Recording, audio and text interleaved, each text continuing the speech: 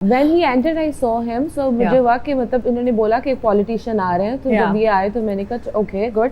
लेकिन पहली चीज सॉरी जो मेरे माइंड में आई, मुझे में यही आया कि इनके अब्बा भी पॉलिटिक्स में होंगे। So I asked him कि आपके अब्बा भी पॉलिटिक्स में थे? He said no। मैं इतना इम्प्रेस हुई कि एक नया यंग बंदा, अब उन्होंने बता दिया हिस्ट्री है। हिस्ट्री क्या करें हम पाकिस्तानी, हमें भी चांस दे दो कहीं। नहीं, actually meant कि अब्बा is no more, शायद अब्बा is no more, but history he was stepping towards politics. This was his first election in 2018. Okay। तो ये मतलब मैं बहुत इम्प्रेस हुई थी कि इनकी कोई हिस्ट्री नहीं है। क्या करें? देखिए ना, अभी देखिए तो फादर की वो सपोर्ट नहीं है। He's handling it all alone। देखिए, I have a very good argument about this कि अगर पॉलिटिशियन का बच्चा पॉलिटिक्स में अच्छा करता है तो ठीक है, जैसे एक्ट्रेस की बच्ची या बच्चा एक्ट्रेस हो सकता है। somehow ये बात एक है भी कि मुझे अब ये बात I don't mind it कि सबको चांस मिलना चाहिए, लेकिन बट अगर सेम फील्ड का बच्चा उसी फील्ड में आ जाए तो इसको इतना माइंड भी नहीं करना चाहिए। आपके लिए एक आपका एक्सपीरियंस है वहाँ का। बिल्कुल आप सही कह रहे हो। हमने मोस्टली देखा है कि बहुत बड़े बड़े एक्टर्स के बच्चे भी एक्टर्स बनते हैं, सिंगर्स के बच्चे आगे सिंगर्स बनते हैं, क्रिकेटर्स के बच्चे क्रिकेट में आते हैं। तो I think it's a good thing और लेगेसी इन दैट, बट वो अच्छा भी करें फिर ना। अच्छा, if he's in politics and if he's not performing well, फिर ये गलत है। ईसानी आपके कंधों पर बहुत बड़ी जिम्मेदारी है, इसको अब आपने अच्छे से निभाना है। इंशाल्लाह बिल्कुल। मैं पहले नाजुक कहने लगी, फिर मैंने कहा नहीं आवाज ही इतनी भारी है। अच्छा, अगर हम रिकॉर्ड्स की बात करें, आपका तो ये रिकॉर्ड है ना कि आप यंगेस्ट पार्लियामेंटेरियन हैं। शाहिद अफरीदी के पास तेज तरीन सेंचुरी का रिकॉर्ड था, खत्म हो गया। सईद अनवर के पास 194 रन्स का रिकॉर्ड था, खत्म हो गया।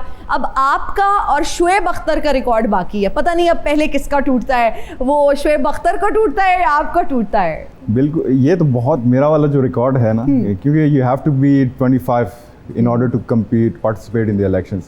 So I just turned 25 during the elections. So this is very hard to break. उसके लिए I think you have to change the rules if somebody has to break it. अच्छा जमाल, अक्सर ये परसेप्शन पाया जाता है कि इसकी उम्र ज़्यादा है तो ये बात भी बड़ी पक्की करेगा। उम्र के साथ चीज़ों को बहुत रिलेट किया जाता है, अक्सर एक्सपीरियंस को भी उम्र के साथ रिलेट किया जाता है। यार ये बड़ी उम्र का बंदा है, इसने सही बात किया। आपको कितना क्रिटिसाइज किया जाता है उम्र की वजह से कि यार ये तो अभी बच्चा है, अभी ही इज़ वेरी यंग? बिल्कुल ऐसा होता है, और ख़ास तौर पर पाकिस्तान जैसे मुल्क में कि एक एज को हैंडीकैप समझा जाता है। लेकिन अल्हम्दुलिल्लाह when you talk with reason and you stand your principles, your grounds, तो बुजुर्गों को ये बताना होता है, क्योंकि हमारा जो पॉपुलेशन है 64% नौजवानों की, और हम नौजवान ही जानते हैं कि हमारे मसले मसाइल क्या हैं।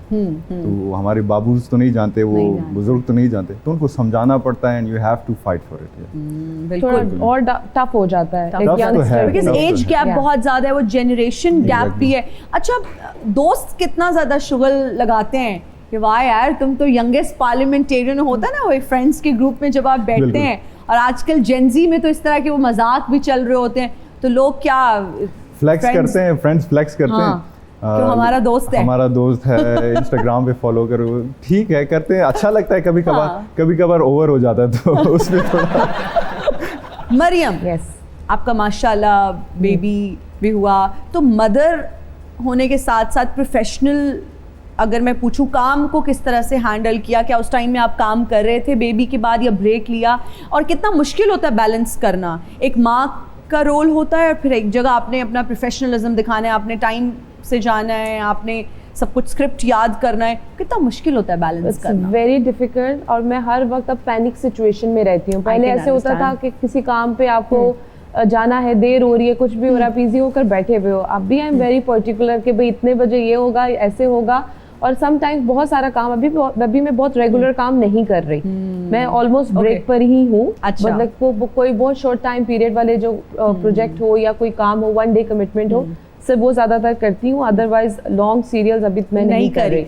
अच्छा। क्योंकि पॉसिबल ही नहीं मुझे लगता, बिकॉज अगर आपके पास कितनी भी हेल्प हो, आपको कंफर्टेबल नहीं होता कि आप अपना छोटा सा बच्चा छोड़कर आप कैसे बच्चे को किसी हाउस हेल्प के हवाले करके जा सकते हो? आई सैल्यूट दोज फीमेल्स जो कि करती हैं। मतलब हमारी तो ऐसी फील्ड है ना, आप ब्रेक ले सकते हो। बहुत सारी फील्ड्स ऐसी हैं नहीं मिलती जिन्हें मैटरनिटी लीव्स 1 साल की मिलती हैं, और उसके बाद वो पहले ही प्रेगनेंसी में आधी ले रही थी, आधी बाद में। और 6 महीने के बच्चे को छोड़कर जो माँ जाती है, मैं कहती हूँ कि भाई उनकी हिम्मत है। कितना ओवरवेलमिंग है, या कभी कभी आप थक जाते हो, आपको मूड स्विंग्स भी हो रहे होते हैं, आपको बहुत फैमिली सपोर्ट चाहिए होती है, पोस्टपार्टम भी चल रहा होता है, तो फैमिली का कितना ज़रूरी है सपोर्टिव होना? और आपकी फैमिली कैसी है? How is your husband? Husband तो मेरे माशाल्लाह इज़ वेरी सपोर्टिव। अब भी मैं मतलब इस तरह से है कि मैं अपने हस्बैंड के पास अपने बेटे को छोड़कर आऊँ तो मैं कंफर्टेबल होती हूँ कि वो देख लेंगे। अच्छा, okay. ऐसा नहीं है कि ये मैं कैसे करूँ, और कभी कॉल करके ये भी नहीं कहा कि अभी ये कर रहा है, मैं कैसे मैनेज करूँ। अच्छा, ओके। तो ये इतनी सपोर्ट मुझे है, उसी वजह से शायद मैं काम कर लेती हूँ, जो भी करी भी थोड़ा बहुत।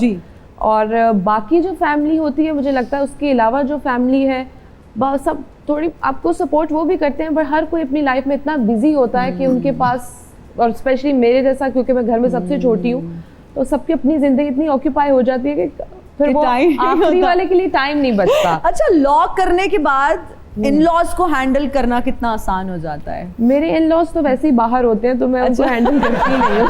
अच्छा, बाहर होते हैं।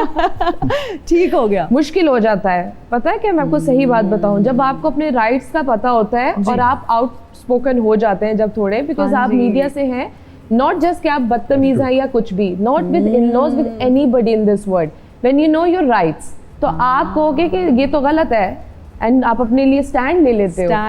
और जब आप स्टैंड ले लेते हो तो फिर ये है कि इसका फायदा भी होता है कि आपको आपके स्टैंड का पता और आपने उसके राइट्स का पता है।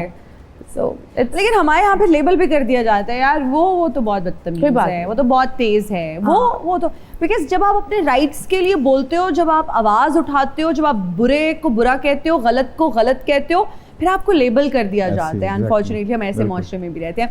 अच्छा रईसानी, कहीं आप ये तो नहीं सोच रहे कि आप पे कोई केस होता और मरियम उसको लड़ती? वो बहुत पॉलिटिशियन है, वो पॉलिटिशियन को हैंडल कर रहे हैं। हमारे ऊपर तो वैसे भी आते हैं केसेस ज्यादा पॉलिटिशियन। हम लॉयर्स को अपने केसेस के लिए भी इनके पास जाना पड़ेगा कि भाई आप हमारी मदद करें, सिफारिश हमारी कर दें। बिल्कुल। अच्छा, जब आप हल्फ उठाने गए तो क्या लोगों ने ये तो नहीं समझा कि अब इनके साथ कोई और होगा या ये किसी के साथ आए हुए हैं?